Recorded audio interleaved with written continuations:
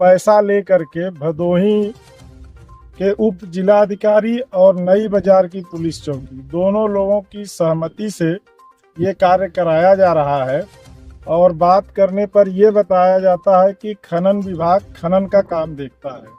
मैं आपके माध्यम से ये पूछना चाहता हूँ कि अगर खनन विभाग की सहमति से खनन होता है तो पुलिस क्यों उसमें इन्वॉल्व हो जाती है?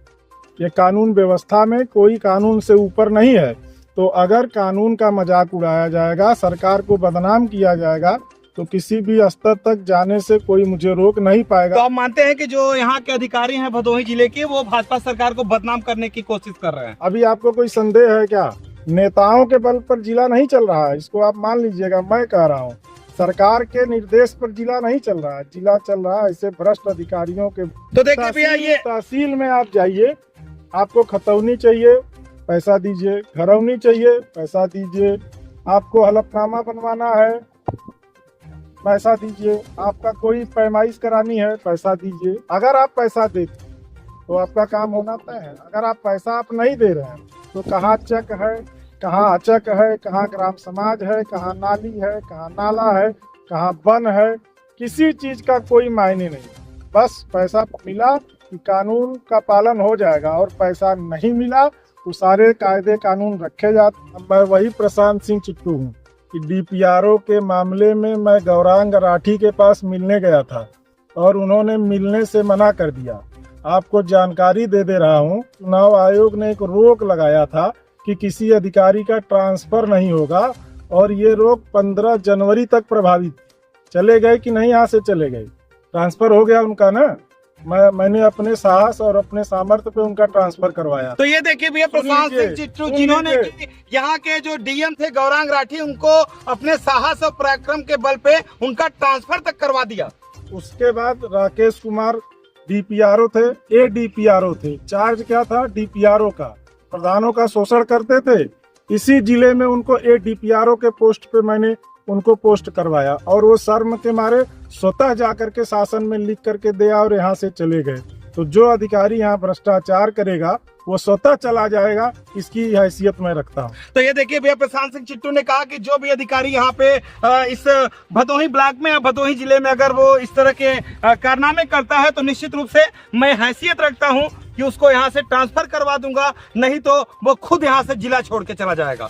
जबरन किसानों के खेत में, उनके चक में, उनके चक नंबर तक का जो है खनन कर लिया जा रहा है। न उनको परमिशन दी जा रही है और न ही उनसे कोई राय ली जा रही है, न उनकी सहमति ली जा रही है। न्याय पंचायत में घूम आएंगे तो कम से कम ये एरिया नैनीताल बना दिया गया है और सारे खनन अवैध। तो भदोही को देखिए भैया, यहाँ के एसडीएम ने नैनीताल बना दिया है। 10 फीट तक यहाँ पे खनन हो रहा है। अच्छा बताइए, खनन कब होता है यहाँ पे? तो अभी खनन कुछ हो नहीं रहा। खनन यहाँ तब होता है जब बाकायदा उसकी प्लानिंग होती है और वो प्लानिंग को अंजाम दिया जाता है। कभी इस भरी दोपहरी में, दोपहरिया में, दोपहर में अब खनन किया जाता है या रात को खनन किया जाता है। खनन निरंतर हो रहा है और इस बात का खेद नहीं है कि खनन हो रहा है, इस बात का खेद है कि बिना परमिशन के खनन हो रहा है। जी प्रशांत सिंह जी, क्या मामला है? ये मेरे न्याय पंचायत डोमनपुर चिवटैया का ये गांव है और 5 ग्राम सभाएं इस न्याय पंचायत में है। पिछले वर्षों से यहाँ पे अवैध खनन किया जा रहा है, जिसकी सूचना समय समय पर उप जिलाधिकारी को दी गई है, लेकिन उनकी मिलीभगत और उनके सहमति से बिना परमिशन के यहाँ कम से कम 200 बीघे से ज़्यादा की जमीन का मिट्टी निकाल लिया गया है। क्या पुलिस को नहीं पता है कि सड़क से गाड़ियाँ जा रही हैं? आम आदमी की अगर गाड़ी जा रही है तो उसका चालान चेक किया जाता है कि नहीं चेक किया जाता? सैकड़ों गाड़ियाँ रोज यहाँ से निकल जा रही हैं, एक भी गाड़ी का चालान चेक किया जा रहा है कि मिट्टी लदी है तो कहाँ से लदी है, क्यों लदी है?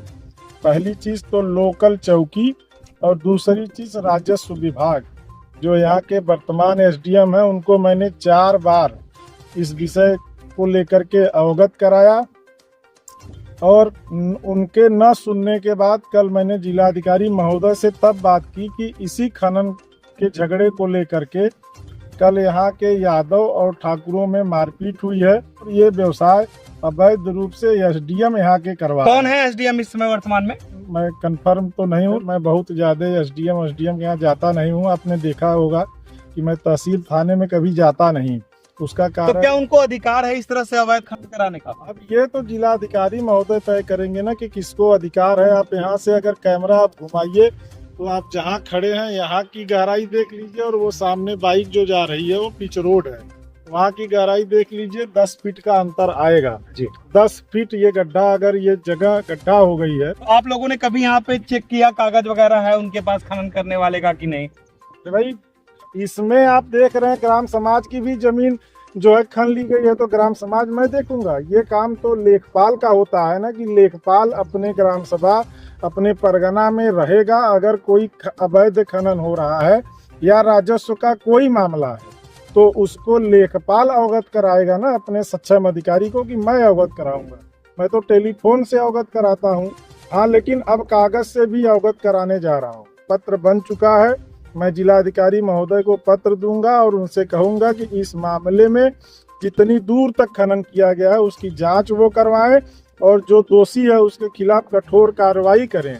पत्र मैं दूंगा, जिलाधिकारी महोदय से मैं समय लूंगा।